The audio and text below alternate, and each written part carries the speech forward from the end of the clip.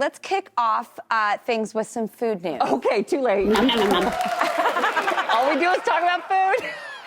True, by the Fine way. with it. Well, they just held the annual CES, which is the Consumer Electronics Show, and brands show off all their latest high-tech products. This is like Disneyland for gadgets.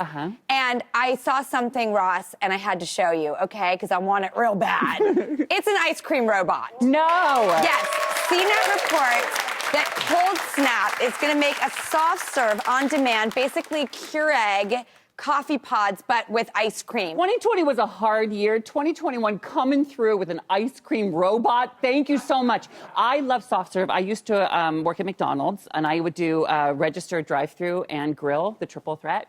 And I would do the soft serve cone thing, and I can do the whole thing with a little, on the little, like the little, like perfect little hook. All I know is McDonald's, you're a miracle. Everybody knows it. But that ice cream you make is my favorite ice cream in the world with the hot fudge and some nuts. Oh, my God. I know. The half and half, the swirl. Oh. Anyone else in the mood for some sweets right now? Yes! Anyone? So here's some good news. It's Girl Scout cookie season. I know. Just when you thought you wanted soft serve, JK, I want Girl Scout cookies. And Food and Wine reports that the Girl Scouts moved their entire operation online. Remember, they used to stay outside the store? Of course. I know. I'd always feel bad because I'd never buy any. I'm always on a diet. Well, you can order on their website now through their partnership with Grubhub. Okay, welcome to the future. So easy. Plus, they've got a brand new cookie inspired by French toast called Toast Yay. I like the Thin Mints. Do you do those ones? I like the Thin Mints and to put them in the freezer. I'm that guy. Yeah. I eat so many of them, I call them double chin mints. First of all, why only now? This should have been happening since, like, the birth of www.helpmegetmesome Girl Scout cookies. I know. It's so much smarter. You can just order them online. I do buy them, though, when I see them on the streets. I do. I always pony up and then... Yeah, I always have a conversation. I go, I'd love to support you, but do you see my body? This doesn't just happen if I'm eating Girl Scout.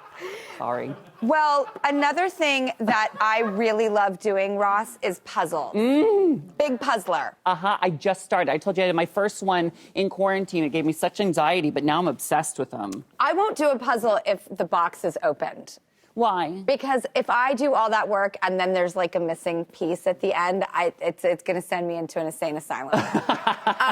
I'm so close to being there already. I shan't get that one piece to send me over the edge. But they're so fun and they are so satisfying. You get that last piece in there. Well, it's great to do alone or with other people. Totally. It's like, it's the perfect game, you know, whether you're alone or with friends. And I'm so happy that people are puzzling more than ever right now. And despite the renewed puzzle passion, there are still some pieces missing in the puzzle industry. And that's where Puzzles of Color comes in. It's a small business started by a brother and a sister duo from Allen, Texas, who wanted to bring better representation to puzzles. And guess what? What? They're here. No. Oh. Please welcome William Jones and Erica Chambers. Hi. Oh my gosh, hi. Our missing puzzle pieces right here. Yeah, thank you. No. Hi. Erica and William, I love your puzzles. I love what they stand for. I love how they look. What inspired you to get on and do this? It's hard to build a business.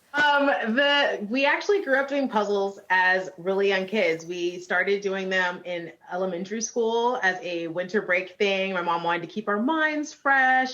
She wanted to make sure that, you know, we were entertained during that week and a half off in between the new year. And so as we, you know, grew older and we were trying to find more and more challenging puzzles, we realized that we really weren't seeing anything that featured people of color and that was, you know, there wasn't a lot of diversity in the industry. So we decided we'd try to see if we could change that. That's so cool. I love that there's such a purpose behind it. I also love that footage, too, watching how they cut the puzzles. I didn't know that's how you did it. That's so neat. I also wonder how you pick your images. Because there we're looking at the footage of how they cut it. Yeah. So the puzzle's flipped upside down, and when you flip it up, you can see how beautiful. How do you pick the pictures? Like that one right there. Who makes that? Who does the art? We find artists of color more like the social media and like really like talking to the artists and getting their backstory, getting the story behind the actual puzzle itself to really like, we want to make sure we're telling a diverse story, telling a story that everybody can relate to or anybody who sees this puzzle would feel like, yeah, that's a great puzzle. I need to have that in my house as art. That's great. And you've done like 8 puzzles all out of Erica's garage. Well, what's next? Yeah, so far. And you're taking over the world. So what do you do next with the business? We really love our artists, and so we're trying to highlight them in the best way possible. So we're doing a little video series with our artists, and of course, always looking for more and more art. Well, we'd love to feature you on the website and continue to talk about you guys and shine a light on the important and beautiful thing you are doing. And hearing as a parent that your mom encouraged you to do puzzles growing up, like, I'm the bigger puzzler and I don't have my kids do it. And I feel like I've learned a lesson today that I need to get my kids involved more. Yeah, absolutely. It's a great time to bond. Like, that's how we're really, really close, because I think a lot in part because of doing puzzles together for so many years. I'm worried I take them too seriously to let my children get involved. I could see that. Yeah. We did have a situation when we were younger where one of our cousins was helping and lost some puzzle pieces, and it was disaster. Well, I'm that guy who's like, take it seriously. So go to our website at thedrewbarrymoreshow.com, where we're going to feature all these puzzles, how to send in art, where to buy it. Erica and William, thank you so much for being on our show and help illuminating this gorgeous business of puzzlesofcolor.com. And thank you for being on the show today.